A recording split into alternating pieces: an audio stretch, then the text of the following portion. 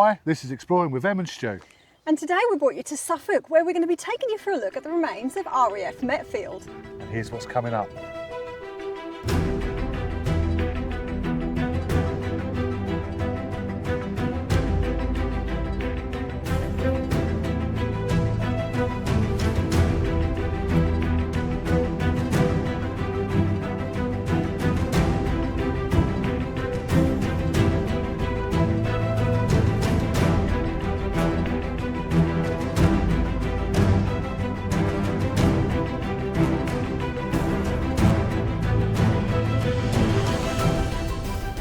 So we're currently stood right in the middle of the technical site, and we're quite lucky here because this is fairly complete and hasn't really been messed about with at all since it was abandoned after the war. We're not going to take you around the entire airfield because a lot of the areas, the accommodation sites, of which there was several, are all on private land and everything now, aren't they? Yeah. So, and there's not too much of them left anyway, but there's still plenty to see here.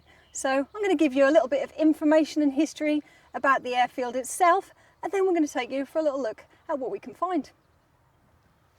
The airfield, which opened in 1943, was built for the United States Army Air Force, and despite it being one of the most isolated airfields in Suffolk and only in operation for less than 2 years as Station 366, it still managed to see not only fighters, bombers, but also transport aircraft all come through here. The first to arrive in the August were the 353rd Fighter Group, and they arrived with their P-47 Thunderbolts. And they took part in bomber escort missions before moving on to dive bombing and low-level strafing of targets such as airfields. 8 months later, they were moved on and they were replaced by the 491st Bomb Group, and they arrived with their B-24 Liberators. With D-Day looming, their job was to weaken Germany as much as they could, and actually went on to compile more missions than any other in the 8th Air Force, flying the P-24s. And in August 1944, they were actually also moved off, which made way for the American transport aircrafts, including the Douglas C-47 Skytrains, which are known by the RAF as the Dakota, and actually they're still in use today. Along with the C-54 Skymasters, they were used for clandestine flights to neutral Sweden, where they were transporting special materials and ferrying personnel. And this continued right up until the end of the war, when it was handed back to the RAF, who no longer had a use for it, and so it was closed and given back to agricultural use again. And here we are, and joined by Emma again from doing her introduction. Yeah, just a little bit of the history for you there, because today we really want to get to showing you around this technical site. And unlike a lot of the technical sites that we see at old air bases, it's not been turned into a big industrial site, has it? No, not at all. With a lot of the buildings being demolished and changed. This has just been sort of left in, we're kind of in the middle of nowhere here. Like I said, it's one of the most isolated air bases in Suffolk, and the farmers just been using these buildings really over the decades, and a lot of them are sort of ruinous, aren't they? Yeah. But they're still here, and you can still identify some of them, and we do know what some of them used to be for, and some of them might be a little bit of a guess.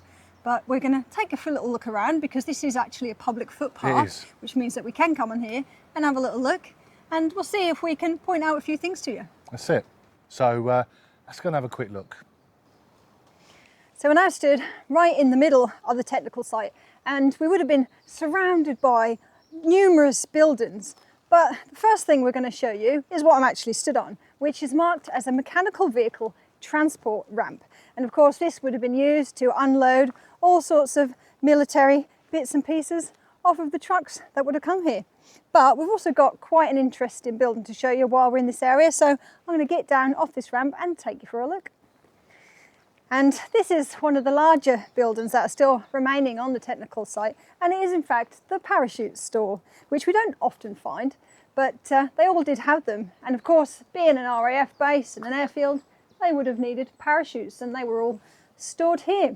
Now it is in fact being used by the farmer, or certainly has been in the past, and we can't get inside, but we can show you a little shot through the window. But it's a little worse for wear these days, but it's still really nice to see this very stereotypical example of a parachute store. Just leaving the parachute store there, and we've actually got some more buildings to see, haven't we? Yeah, we know what one or two the others were, and I'm sure there's probably a few more that we actually don't know what they are, but like I said earlier, we're going to see if we can sort of give you a little bit of a guess. And this area is very, very overgrown, so unfortunately we might even miss some of them, Yeah. we just took the drone up and we could see a few others, so Yeah, we did. we're going to head over that way and see if we can take you for a little bit of a closer look. That's it. So we've left the parachute store and we've now approached the night flying store. What's it called? The night flying equipment store, which, as the name suggests, was where they used to store the night flying equipment. And this is a fairly long building, and it's actually got sort of 3 alcoves where it looks like they would have been able to back a vehicle into and obviously sort of pull things in and out. Unfortunately, it's a little overgrown, so you can't see it too well at the moment. That's But it's been used, like many of the other buildings around here, for agricultural use since the war. But it's quite nice to see that it's still just about standing there. And obviously, we're just about to leave the night flying equipment store. Lot to say. And if you can just look at us, the back here, you can actually see it's got an original door. Obviously, this is for loading, I reckon, isn't it? These 2 big doors. Well, yeah, as I said, they would have stored the equipment in here, so I guess they needed to sort of back into it with their trucks and load and offload things. Again, this is a building that all air bases would have had on the technical sites. That's it. Sometimes we actually do still see them because they're quite handy to use, I guess, Yeah. for agricultural use and things like that, aren't they? But you're saying that, you would probably explain where we saw up the parachute store there, where the loading bay was. So obviously that's loading and all that sort of thing. But it obviously didn't have that type of loading bay here. They'll probably just sat on the back of it and just chucked all the stuff out. So, but we are now going to be going to the tractor trailer store. That's it. There's another building just opposite here, which is quite substantial. So again, we'll get over there and we'll have a little look. We can actually get into this one, so we'll see if we can point out some things to you. And with the night flying equipment just behind us, in front of us, we've actually got the floodlight tractor and trailer shed in this rather large building.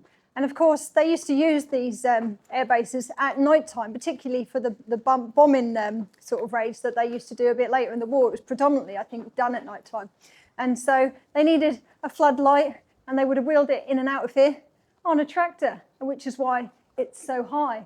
But it's just a large empty structure now, but it's still nice to see that we've got some of the original windows up there, really large windows, and a little bit of glass still hanging in there, which is quite nice to see. Of course, the large opening behind us, I imagine, would have had a door on it originally.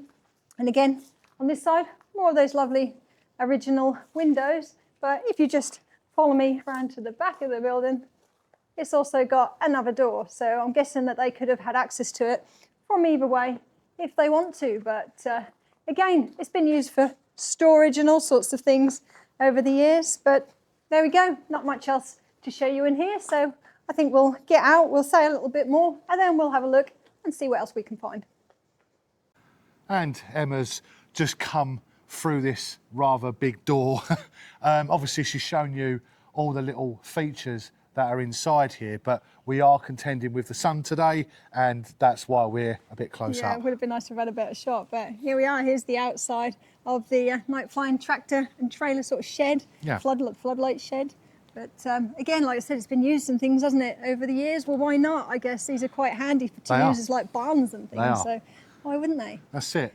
But we are going to do another little bit of exploring now, because me and Emma now have got to go on a trek to find other things if we can find them. Yeah. Well, we knew that these 3 buildings were here. We don't know what else is here, but we think there is some. So that's it. Let's have a little look amongst the brambles and that and see if we can find anything else worth showing you.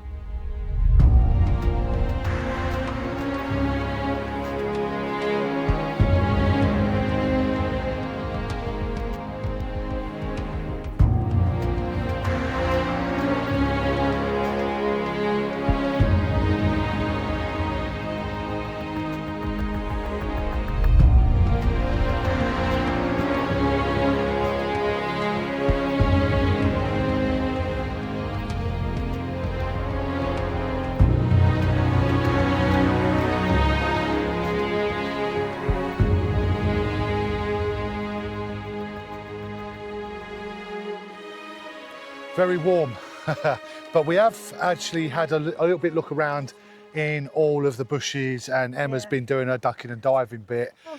And any luck? No, well, considering that there was dozens and dozens of buildings around here, we're not even really seeing very much rubble, are No. we? Only just a little bit. And I really hope that we might have found a little bit more. But other than some abandoned cars and vehicles, lorries and things, Yeah. and some fly tipping, there's really not that much else here. But still, the buildings we have shown you, Yeah. quite impressive. Very impressive. But there is still a few other remains of the airfield on other sections. Of course, this was surrounded by all sorts of dispersed communal and accommodation sites, like most of them were. I think there was about 6 here, as well Yeah. as a couple of communal sites. We've got the women's, the WAF site, a couple of them.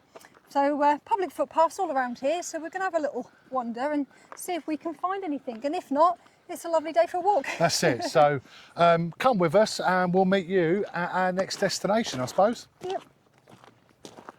So here we are. We're on Metfield Common. Yes, Is that right? Yeah, we are. So we've just come down the road just a little bit from where we were before, and we've come to what is marked as the operations block.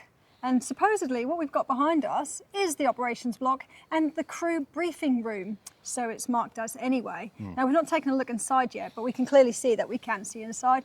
Half of it's fallen down, but we're not overly convinced about the operations block part of it. No. In fact, we think there might be a bungalow across the road that looks like it was converted from that. Yeah. But we might This be wrong. actually looks like a Nissan hut, doesn't it? Yes, so this is a Nissan hut with a brick structure on the other side. It's so overgrown on the outside that we actually can't really see it No. properly, but we can see inside. But I'm going to let Emma take you around it, and I'm actually quite excited about this. So Yeah, well, I have no idea what I'm going to find, That's it. so I'll see what I can do when I get in there. come along with us and we'll see what else we can find. And here we are in a reasonably large Nissan hut with its big corrugated iron. I mean, we see these at all air bases, really. They were really easy to quickly chuck up, and temporary structures as always. But I've just come through a large doorway behind us. Of course, it's larger these days because part of it has collapsed, but it's got some original windows, as you can just see there. Little bit of glass sort of hanging in there, although that looks like it actually could have been replaced with perspex slightly later on. But like all of the buildings on this airfield, it's been used for agricultural use. Of course, we are surrounded by farms here, so just about everything that we come across has been used by a farmer over the years, including this one, where he's put his trailer in here at some point, and this doesn't appear to have been used for a good few years. But it's also got a nice little window here in this little alcove, and again, a lot of these did have that, but I wonder whether this actually was used for the crew briefing room, like we've sort of been suggested that it could have been, because it does look about the sort of size that I guess you could use for that. But again, just hanging in there. You've got some nice little alcoved windows, and it's a shame really, because I don't think this building is really going to be stood here for much longer. But as I said a little while ago, over all these large tractor tyres, we can actually get into the main structure. So we're going to find a way around these and have a little look and, I don't know, see what we can find.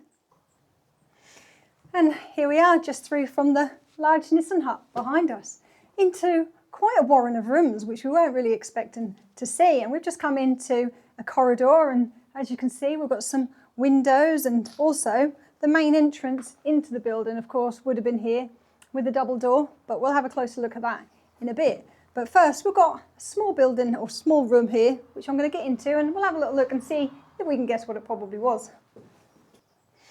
And so here we are in the first small room we're going to take you for a look at. Now, we're going to have to make some educated guesses as to what these could have been, because we've got no plans or anything for this structure. In fact, we're not overly sure, other than it was possibly an operations block, as to what it was. But we think that we could be in maybe a kitchen area. And I'll tell you why we think that. Because just down here to my left, we've clearly got the base for some sort of stove. And matched with that, if we look all the way up to the ceiling there, we've actually got the ventilation for that. So there was clearly some sort of either fire or a stove or something here.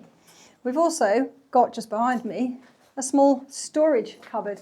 Too small to be used for anything else really, other than a little bit of storage. And one little thing I've just spotted, which is often quite nice to see, a little bit of pencil graffiti, if you can just about see that on there, and it looks like it's numbers, so I do wonder whether or not they'd sometimes write on there what possibly was in stores or what they maybe needed. We see that a lot of RAF bases.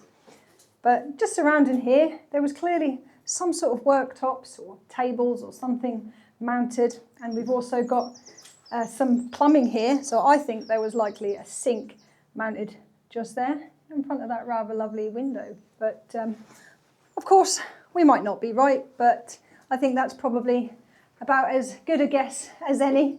But we've got plenty of other little rooms to see, as well as some rather large ones. So we're going to carry on down this corridor, and I'll show you into the next one. And just next door to what we're assuming is the kitchen, we come into what we really do know, and this is a toilet facility in ablutions. And of course, the clues that give it away are that we've got the base for a urinal just here. We've all the plumbing still in place. Sadly, none of those lovely sort of porcelain urinals that we see, or that I do quite like to see at the RAF bases, as you might know, but oh well. And just behind us, a couple of cubicles. So, of course, this was only used probably for a small amount of the personnel that were obviously using this area at the time. There was many other, hundreds of them scattered around other areas, but only needed a little bit there. And just through this other entrance, we've actually got a sink. Now, to me, that looks very much like it could be an original sink. Certainly old enough to be, of course, you know, we're looking at about 80, 85 years that this place was built. And that sink very likely was mounted along here. As you can see, I think we would have had at least maybe 3 or 4 of these back in the day, with the drainage just to run along the bottom. But if we come back out of this little toilet block, and randomly, just to the main doorway here, we've actually got a toilet, what's left of it anyway. And again, possibly an original. It certainly looks reasonably old.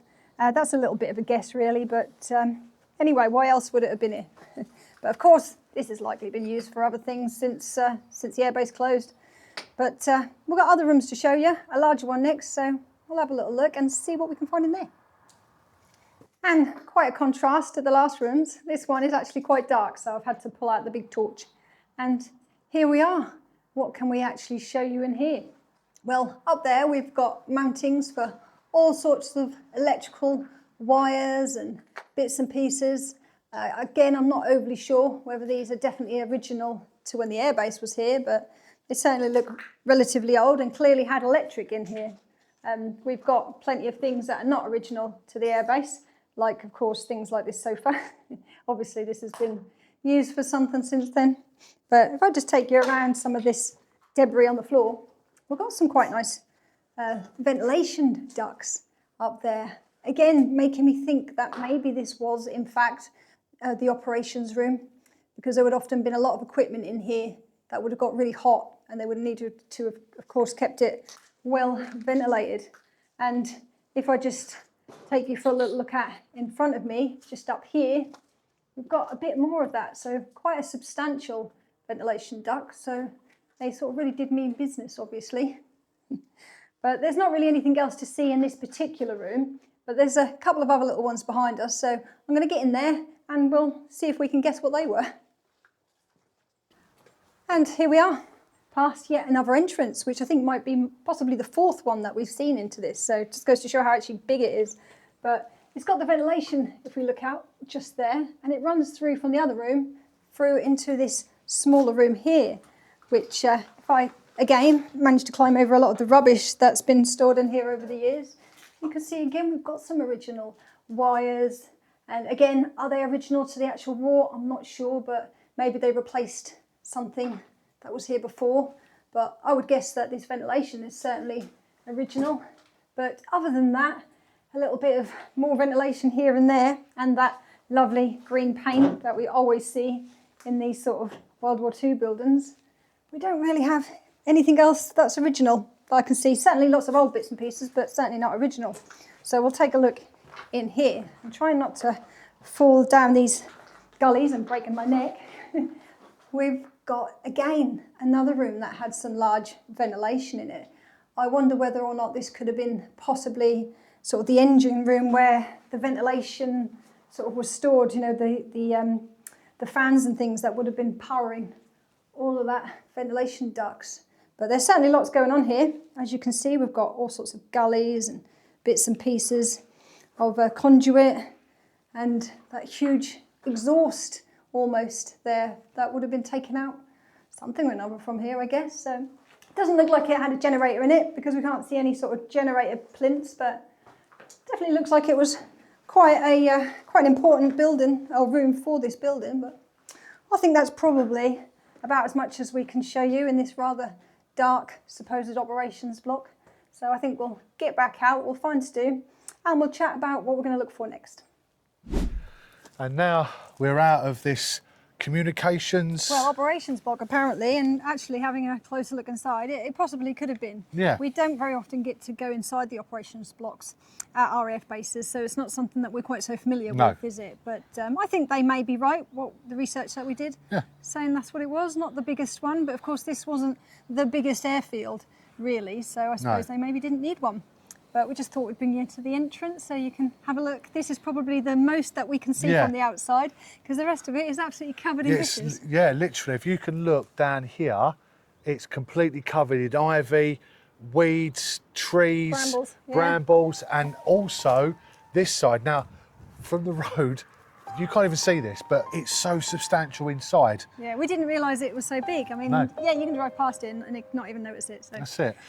We are going to go on to our next bit now. We're going to sort of have a hunt around and see what else we can find. So I suppose we'll switch the camera on and see you in a little while. Yeah.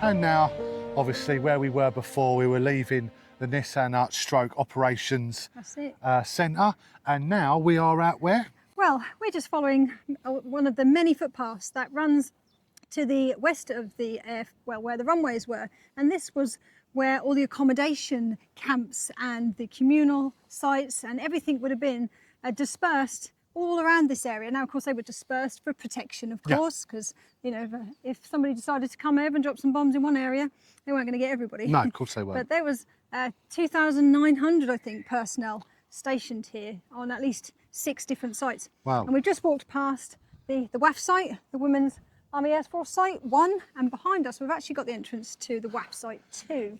Just up this pathway here. We've got a little bit of a gate down there, but we've had a little look through the trees, but unfortunately it looks like it's being looked after, or certainly quite private. And we couldn't see anything anyway, but we thought it was worth pointing out. That's it. But we're going to carry on walking around, and maybe we'll point out different sites, and if we actually see something, we'll have a little talk about it, and if not, then we'll just enjoy a nice walk. Well, exactly. But as you were just saying that, if I'll just turn you around, I'm going to spin you around, and now we've got a farmer's area over here, but you can actually see buildings that actually look like prefabbed.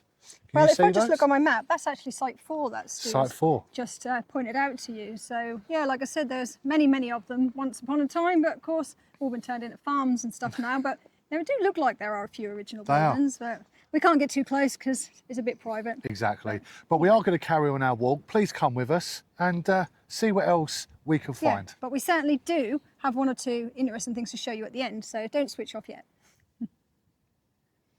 Right, so we've come about a mile away now from where the accommodation sites were, and we walked down the public footpath through some of the sites, didn't we? The ones that we could sort of get a bit of access to.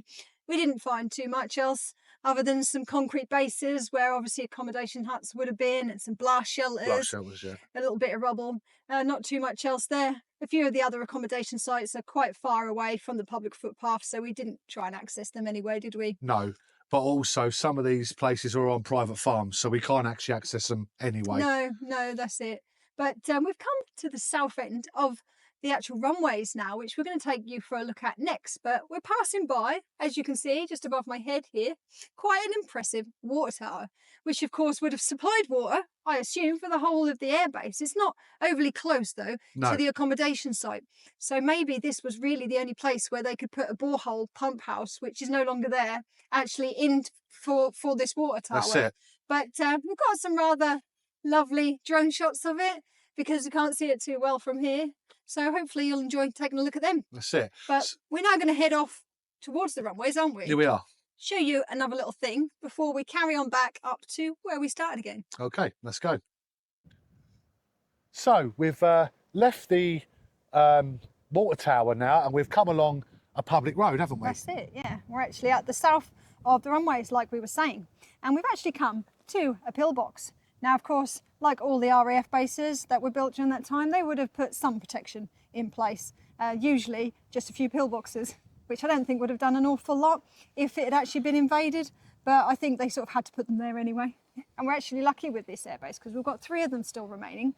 2 of them are to the north, the other side near the village, and 1 of them is just here. And unfortunately, we can't get inside it, but No. I can tell you a little bit about it, can't we? So I'm going to hand you over to Emma now, and she'll take you around it and have a little bit of a chat with you. And so here it is, just at the end of the runway, which is down here. And this is just a standard Type 22 pillbox, one of the most common ones that we actually come across. And as you can see, it's hexagonal with loopholes all around the outside. But like I said, very standard. And of course, a doorway into it. And unfortunately, we can't really show you too much in there because it's full of rubbish. And it's quite dark as well. But if you look, it's got a ricochet wall or anti-ricochet wall there to stop, of course, if any bullets came flying through, it wouldn't have hurt too many people. Nothing else really. We've got a little rifle sort of loophole here, which we do sometimes see. But really, that's about all we can show you. Again, these are very standard of many other Type 22s that we see, and I think exactly the same as the other ones to the north of the runway. So we're now going to head up the runway, and like I said, back to where we started from, and then I think we'll probably say goodbye. And so here we are, standing right in the middle of one of the runways. And this was a standard Class A design of 3 runways that we see crisscross over each other. We usually see them at these airfields, particularly the bomber airfields. But this would have also have had hard standings for 50 aircrafts that would have been scattered all around the outside on the perimeter tracks. And it would have also have had 2 T2 hangars. That I think there was one near the technical site and also one possibly on the other side. I'm not too sure, but neither of them are there anymore. But we're going to carry on walking down this, and it's almost at full width, but not quite. And when we get to the other end of it, we've got a little something that we want to tell you about, a story of something that actually happened at this particular airfield. So when we get down there, we'll talk to you about that. So while we're walking down the runway and back to the car, we thought this might be a good opportunity to talk about the bomb dump explosion, which is quite a well-known story about quite a large accident that they actually had here. Because in July 1944, I think it was, there was delivery at the bomb dump, which is just about half a mile away from the runway here. Of course, delivering all the bombs for the aircrafts. And these delivery drivers turned up at about tea time one evening, ready to unload all their bombs. And of course, all the soldiers who worked at the bomb dump were all on tea at that point, and so there weren't nobody there to unload the delivery for them. And they were quite impatient. I think they were in a bit of a rush to get back, and decided that they were going to unload them themselves without the use of a proper crane. And what they would do was they would literally roll the bombs off the back of their trucks and stick them into storage. Now, of course, they didn't realise that on this occasion they had a particular sensitive type of bomb, which you have to be very careful with. And they should have been marked with a yellow band, but they weren't. So they rolled them off the back of the truck. 2 of them bashed into each other, exploded, and set off pretty much the entire bomb dump of hundreds and hundreds of tons our bombs, and it blew a massive crater in the landscape. It killed 6 men, and I think it damaged numerous aircrafts that were dispersed all around the runways here beyond repair. Is that because of shrapnel, or is that because of literally the blast? Well, I think there was something like 1,200 tons of bombs went off. Wow. So the blast of it was it was felt miles away. Yeah. I think it blew out windows sort of 3 miles away. So yeah, I guess they didn't make that same mistake again. But again, not really their fault. They should have been marked with the yellow band, which you often see on these types of explosives. But yeah, that was quite a sad story, really, which this airfield is quite well known for. Wow. But I think when the crater that it created, they used to dump all sorts of rubbish in after the war. And when they cleared it out, they actually found a lot of unexploded bombs and all sorts of other bits and pieces. And in the fields around here, they were still finding unexploded bombs years later. And of course, they're littered with bits of shrapnel from them. So if you're a metal detectorist, don't bother coming here, because all you're going to find is bits of metal from these bombs. From a bomb, yeah. But yeah. Yeah. But we are heading somewhere else now, aren't we? Coming towards our car, actually. So we're going to see you there when we get there. Yep. And now, sadly, we're at the end of our video. Yeah, we've decided to bring you to the memorial to the 491st Bombardment Group. We thought this would be a lovely place to finish. Yeah.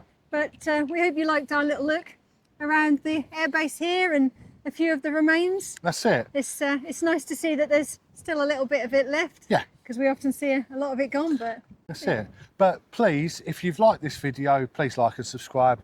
As I always say, it builds our channel and it allows us to create more content for yourself. That's it. And also, thanks to all our lovely patrons who support us every month. And if you'd like to join them, then there'll be a link in the description below. That's it. But for now, from RAF Metfield here in Suffolk, I hope you enjoyed watching. We'll see you again. Bye-bye. Bye-bye.